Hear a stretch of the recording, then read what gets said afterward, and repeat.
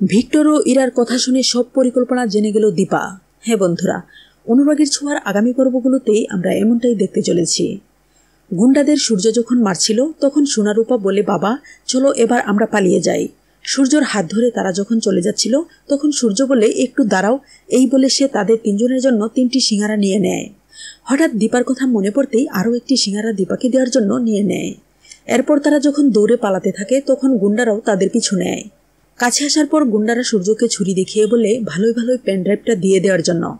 সূর্য যখন গুন্ডাদের উপর আবার খেপে যায় তখন রূপা বলে, বাবা প্লিজ তুমি এখন আর রেগে যেও না। সূর্য গুন্ডাদের বলে, আমার কাছে কিছু নেই। কিন্তু কিছুতেই যখন গুন্ডারা সূর্যকে ছাড়ছে না তখন রূপা বলে, তোমরা যা চাচ্ছ তা রূপার কাছে আছে। রূপা তোমাদের তা দেবে, তবে বাবাকে ছেড়ে না দিলে তোমরা কখনো তা পাবে না।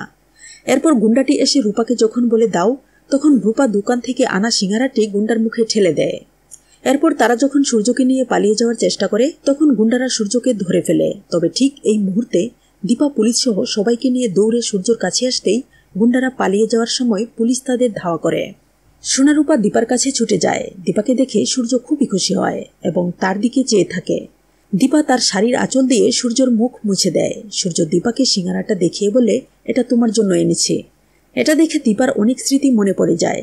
তবে জয়, কাকাই, উর্মি কাউকেই যখন চিনতে পারে না তখন তারা সূর্যর এই অবস্থা দেখে খুবই কষ্ট পায়।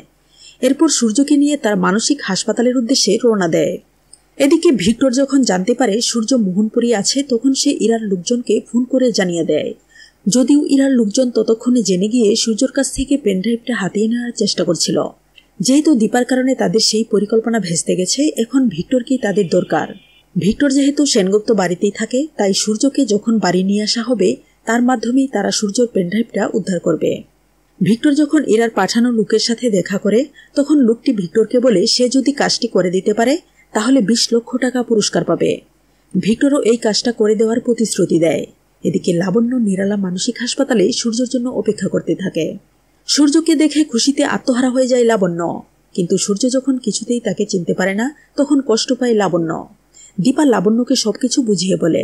হাসপাতালের ডাক্তার যখন সূর্যর উন্নততর চিকিৎসার জন্য কলকাতায় থাকা তার পরিচিত এক ডাক্তারকে রেফার করে তখন সূর্যকে নিয়ে তারা সেনগুপ্ত বাড়িতে চলে আসে। সবার এখন একটাই লক্ষ্য, সূর্যকে সুস্থ করে তোলা। এতদিন পর বাবাকে কাছে পেয়ে সোনারূপাও ভীষণ খুশি। তবে ভিক্টরের মতিগতি কিছুতেই ভালো লাগছে না দীপার মনে হতে থাকে সম্প্রতি বাড়িতে ঘটে যাওয়া ঘটনাগুলোর সাথে ভিক্টরের কোনো কানেকশন থাকতে পারে। তাই দীপা ভিক্টরকে চোখে চোখে রাখতে থাকে। ভিক্টর যখন রাতে ফোনে কথা বলছিল তখন দীপা আড়াল থেকে তা শোনার চেষ্টা করে। ভিক্টর ফোনে বলছিল, ইরাদি তুমি একটুও চিন্তা করবে না, তোমাকে দেওয়া কথা আমি রাখবই। যে কোনো প্রকারে হোক সূর্যর কাছ থেকে আমি পেনড্রাইভটা উদ্ধার করবই।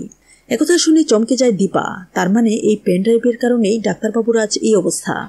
দীপা সিদ্ধান্ত নেয় কি আছে ওই পেনড্রাইভে তা তাকে জানতে হবে। আর ভিক্টরকে সে ফলো করবে কোথায় যায়, কারণ তার মাধ্যমেই সে ইরাকে হাতে নাতে ধরবে। তো বন্ধুরা, তোমরা তো এটাই চাও। ভিক্টরের সূত্র ধরে দীপা যেন ইরার গ্যাংয়ের সব ক্রিমিনালকে ধরে ভিক্টর সহ সবাইকে কঠিন শাস্তির মুখোমুখি করে। জানিয়ে দাও মন্তব্য করে। ধন্যবাদ।